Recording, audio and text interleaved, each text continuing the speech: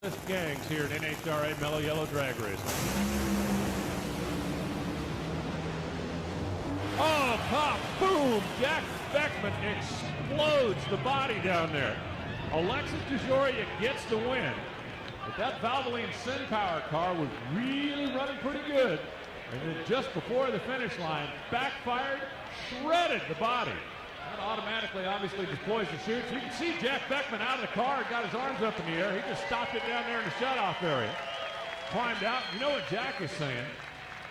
Not again. He's done that a time or two over the last couple of years.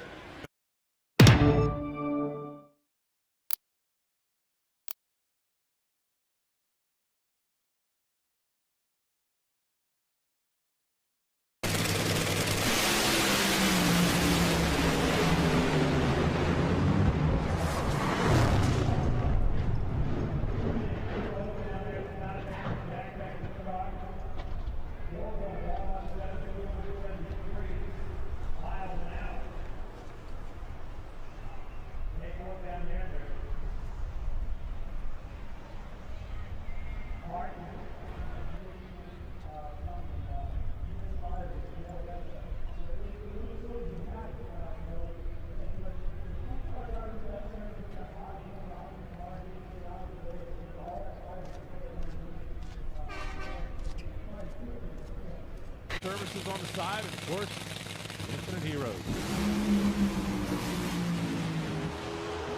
Whoa, and Jack Beckman shreds the body. Oh, man.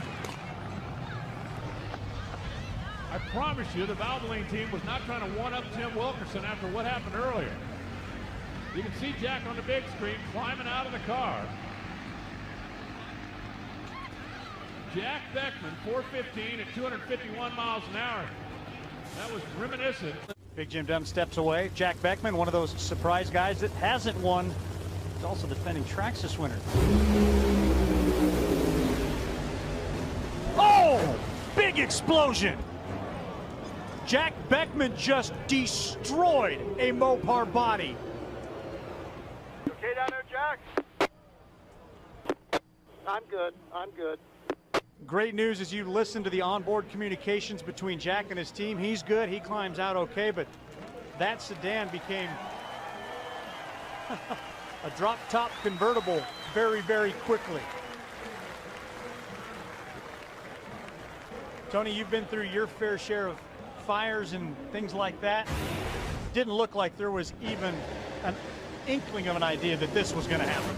Well, most of the time, 8 times out of 10, it's going to be something in the valve train. What happens is that any debris or any breakage that holds that intake valve open, well, all of that combustion is going back up. It's going to ignite in the intake manifold, and the majority of this looks probably a lot worse than it was. You see Jack Beckman trying to brake. You got the parachutes out. So he's doing the right thing, but that body was destroyed. The concussion, Jack will be feeling the effects, and you can see that supercharger come off the car, but fortunately the NHRA and a lot of these teams have taken measures to really restrain and contain a lot of that damage, and that's probably one of the worst explosions that I've seen in a long time.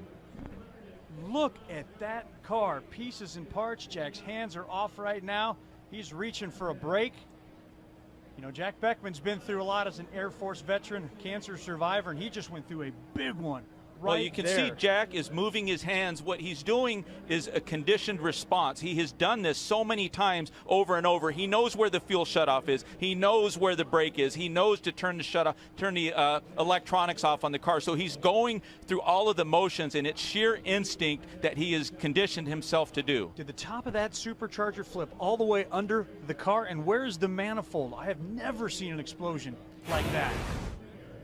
Well, what's amazing at all the right forces and the massive explosion, that none of that debris went into the driver compartment. So to see a guy like Jack Beckman get out of this car is a tribute to all the safety precautions and measures that NHRA has taken, and we've evolved with these funny cars. John Forrest heading back, wants to see this one.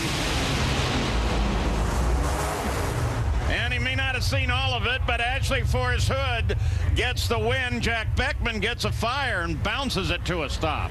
Yeah, Jack's got a big fire. There was some big time damage as soon as he hit the throttle on that thing. It just car just did not respond. And like Jack stayed in it as long as he could and lit her up. There's a good idea. Climb out of that thing. Ron Tobler looking down track.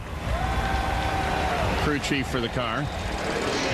Jack's trying to get the body up to help the safeties far. You don't want that body to catch on fire. Those are pretty expensive, and that body delaminates and it can pretty much destroy a $50,000 body. Taking a look at, I mean, Jack, as soon as he hit the throttle, that motor just sounded flat. You saw it right there, just start putting out that funny orange flame like it just didn't have any fuel going into the engine, and start burning cylinder heads and pistons, and then probably put some connecting rods out the bottom, and oil gets on the headers. The headers are hot, and it lights it up, and next thing you know, you're burning and trying to get that thing stopped as quick as you can.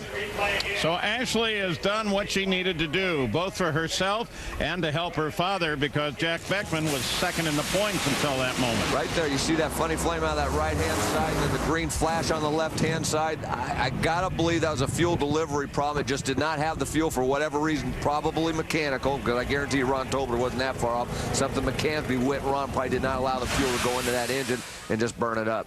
Well, you can see the charred bodywork of the car behind Jack Beckman.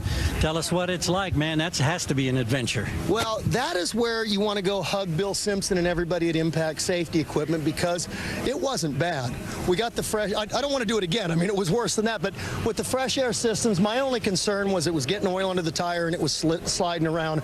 Getting it stopped, taking a deep breath, staying calm so you don't get all the smoke in you, and getting out of the car. You know, we already toasted the body. We don't want to bend up the chassis. That car's treating us pretty good, and I can't wait for Reading, because we need to get in the winner's circle. We need to do it quick. Is this a big hit in terms of championship hopes, Jack? It is what it is. I mean, they're not going to let us rerun the race, so there's no point in kicking ourselves or diving on a sword. They're nitro funny cars. They're very unpredictable. We have been consistent lately. I think we do have a great car and a solid team, and I do think we can win a couple of these last three. So it'll be interesting. That's a certain thing. Thanks. Well, I think Jimmy Prock should stay on course, maintain what they've been doing. For the Jack Beckman team, you know, a couple of moves in the right direction. If they can swap off compression for supercharger, they need to take a different approach to try to improve. Up in smoke for Robert Hyde. Who saw this coming? As Beckman with another 4-0 and up in flames.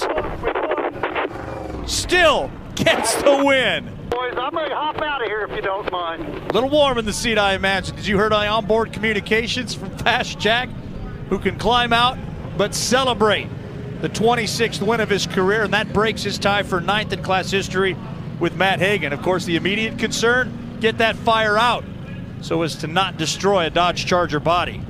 Well, what's happening right there is the injector, the supercharger exploded, so right now there's a little bit of a hang up there with the injector. They're going to have a little issue getting the body up, but as long as they can stick those nozzles and douse the fire, it won't be a big issue. They're going to have to do a little bit of unbolting, maybe some cutting there around the body just to get it up. He was the runner-up to Ron Capps in Houston when Capps went through the finish line in a ball of flame. Well, the damage really starts early in the run for Jack Beckman. About a second into the run, it loses fire in one of the cylinders. So this car is still under power. It'll still mechanically go down the racetrack, but all that same air is only feeding 7 cylinders. So it's awful hard on the pistons. You probably have some pan pressure, some damage in that engine, and expires right at the finish. Tim Wilkinson proved there's a 397 out there. Wilkerson still low ET of this third session. Oh, Beckman fire under the hood. Ron Capps has low laps time. Meanwhile, let's see if we can catch any onboard communication. Nope, Beckman fast out of that car. Can't blame him. Well, that's a veteran driver right there. Beckman knows that there's some damage. He's hoping there's not oil, but the reason he's going to pull over to the right, if there is oil, he doesn't want to get it on the racetrack.